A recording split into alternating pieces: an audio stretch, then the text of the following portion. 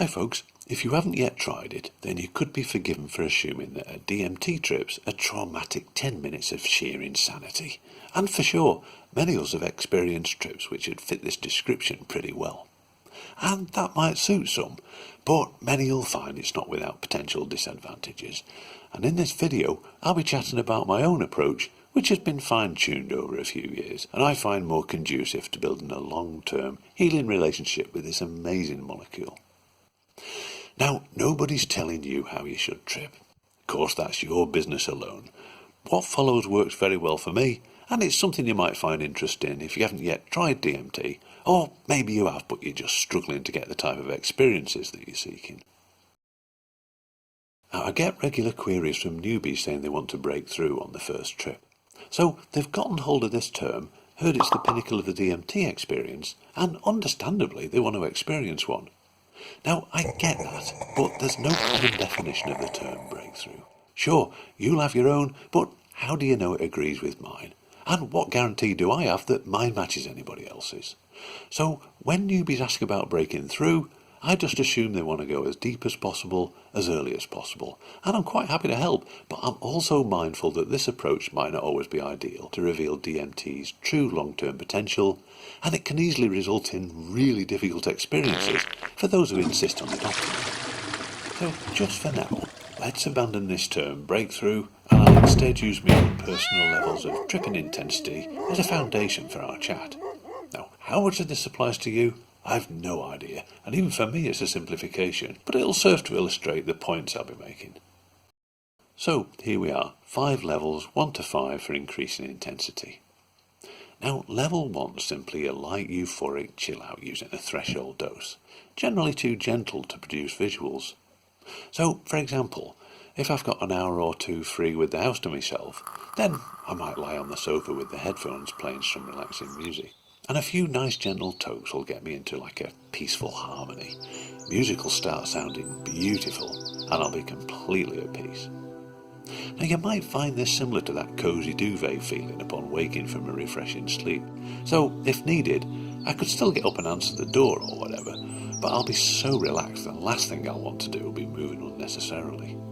And when it starts wearing off after a few minutes, I could take another couple of tokes to keep it going, or that might be as far as I want to go for this session, in which case I'll just let it fade away and carry on with my day. Now, a trip like this can be a lovely experience in itself, and I believe vastly underrated, but I'll often use it for another purpose, which is a stepping stone to higher trip levels. So after a while at level 1, I'll get a feeling for whether I'm good to go deeper. So if I am getting the expected euphoria, music sounding great, and I've got enough time, then for the next vape top-up, and that could be either straight away or maybe after a coffee or whatever, I might go again, but this time hanging onto the tokes that bit longer, till I just start seeing some closed-eye visuals. And for me, level 2's just like level 1, but even more relaxing, and I often feel pleasant bodily tingling sensations, but still not the slightest hint of drama, just utmost tranquility. And of course, after a while here, I'll know whether I'm good to go deeper still, if I feel like it. So see where we're coming from. Nowadays I won't begin a session by diving straight into higher intensity levels, it's just leaving too much to chance. Instead, I'll dip my toe in, see how it feels at lower levels, and gradually venture deeper, almost as if the molecule's welcoming me in.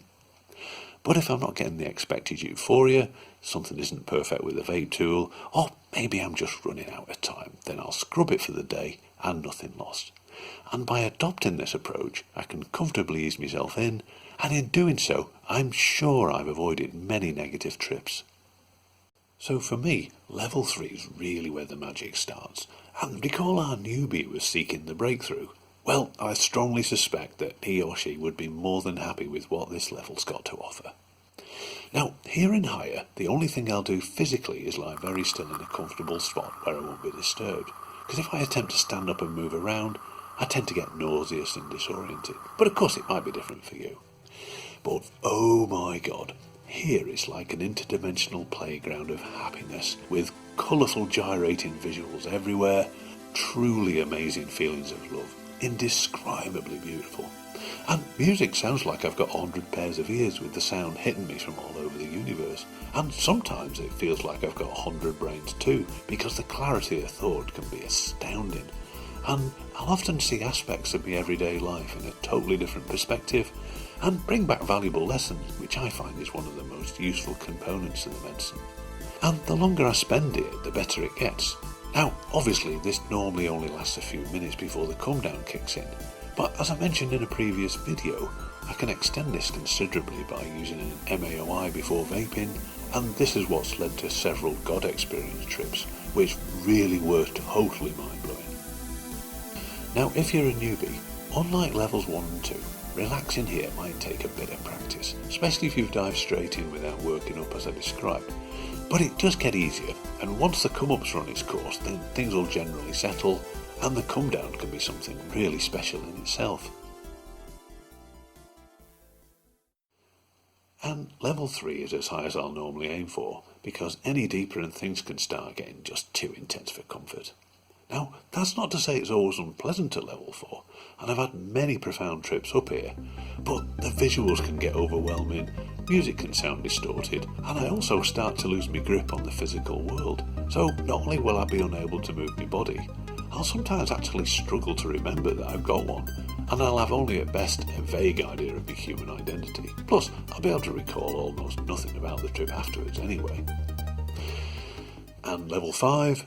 Well, it's absolute insanity, and personally, I'll never go there deliberately, although I have to expect the occasional unintentional visit, mainly when testing out new kit or techniques. But here it's like reality gets completely obliterated with 100% certainty that I'm in the advanced stages of dying, but without knowing why. And soon afterwards I've lost connection to anything of a physical nature, including the concepts of time as we know it. And for me, well, this is just too much. Now, your intensity framework may well differ from mine, but if you take nothing else away from this video, if you're a newbie, then what's the rush? Why not start light and build up gradually over several sessions? And whatever your experience level, consider starting every session gently and going progressively deeper as you're welcomed in, especially if you're trying anything at all that's new, such as unfamiliar vape kit, or maybe a different location, or in fact anything that's different to normal. Doing this, you'll test the waters at manageable levels, iron out any potential snags, and I also find it works wonders for just relaxing fully and getting the very best from it.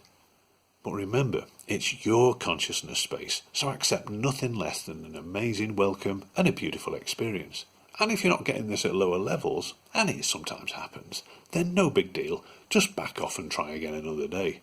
But if after repeated attempts you still can't get success, then either something's wrong with the way you're using it, or you may even have to conclude that at this point in your life, DMT just might not be right for you.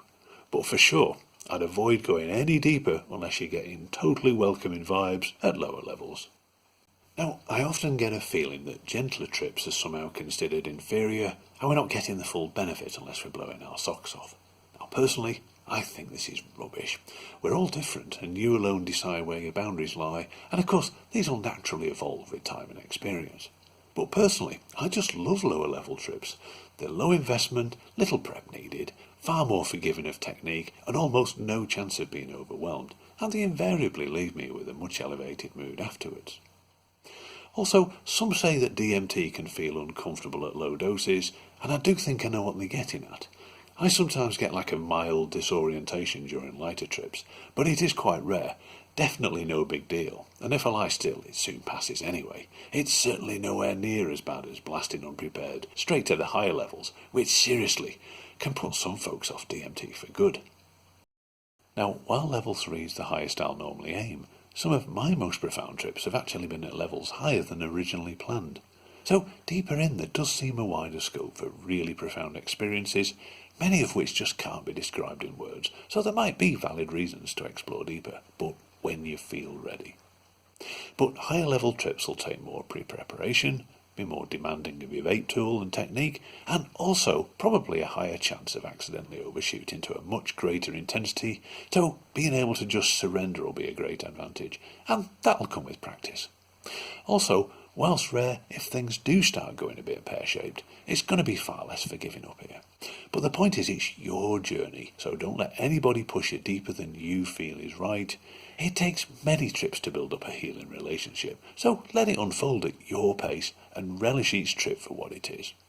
Go in with the right attitude, and you'll likely be very warmly welcomed into the realms, and you won't want to leave. So let's return briefly to our newbie, who's understandably looking for that breakthrough experience. At which level would he or she expect to find it? Well, would it surprise you to hear that none of these would fit my own definition? I've had literally just 2 or 3 trips where within a second or two of finishing the toke, it's been like a switch has been thrown and reality instantly vanishes to be replaced by, well, something else, but very different from a typical trip. So none of the usual come-up rush, just a sudden unexpected shift to something very beautiful but otherwise indescribable. And I haven't a clue why this occasionally happens, but they haven't been at particularly high doses, and the crucial point here is that it's definitely not something, and I mean not something I can reproduce by simply dosing huge amounts, and I dread to think of the trauma that folks could put themselves through if they mistakenly assume that a rewarding experience is guaranteed if only they could dose big enough. More likely, they'll be setting themselves up for an almighty hyperslap and an instant end to the tripping career. But what do I mean by a hyperslap? Well, it's DMT's equivalent of a bad trip, which for me is interpreting something as scary, overwhelming, or maybe just outright hostile. And things can go wrong occasionally, so it's best to at least accept the possibility. But since using the approach I've outlined here, I've reduced my own negative experiences from just occasionally to as good as never. It's just not something that really concerns me much nowadays. So I'd say, don't get overly anxious about the prospect of bad trips. I mean, heck, I've had far more than my fair share, and I'm still here to tell the tale. I really went like a bull in a china shop when I first started messing with DMT, and almost all of mine resulted from a combination of inexperience and sheer stupidity, almost entirely preventable. The message, as always, is respect the medicine rather than fear it, and stay in firm control of the intensity while totally submitting to the trip itself. Do this in line with the other procedures outlined in this video, and I firmly believe that you'll be not only stacking the odds in your favour of having extremely positive trips, but perhaps just as importantly, laying very solid foundations for building a powerful healing relationship with this incredible molecule. Now, as already mentioned, nobody's saying how you should or shouldn't trip, and if you find a way that you prefer, then obviously go for that. And you might have a pile of follow-up questions, like we've spoken of healing, but what sort of things can be helped and how? How often can you trip? And what happens if you do it too often? Are there any long-term health issues? And all sorts of other stuff. Well, the answers to these are often going to be a bit subjective, but my own take on them and much more besides is now in a dedicated news section on the website. So take a look over there, and I look forward to chatting on the Discord for anything not covered on the site. And as always, there'll be links in the description. But in the meantime, hope you found the video of interest, maximum respect, and I'll catch you again very soon. Bye bye.